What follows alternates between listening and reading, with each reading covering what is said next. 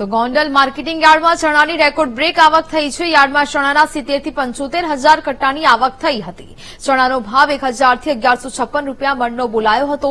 ચણાના સારા ભાવ મળતા ખેડૂતોની ચણા વહેંચવા યાર્ડની બહાર 4 થી 5 કિલોમીટર લાંબી લાઈનો લાગી હતી।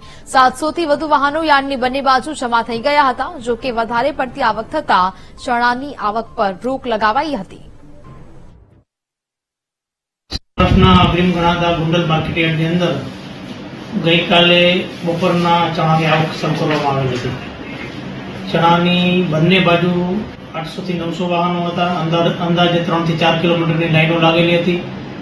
ચણાની ગઈકાલે રેકોર્ડ બ્રેક 70 થી 75 હજાર કટ્ટાની આવક થયેલ છે। ચણાના 20 કિલોના ભાવ જોઈએ તો 1000 થી માંડીને 1151 સુધીના છે।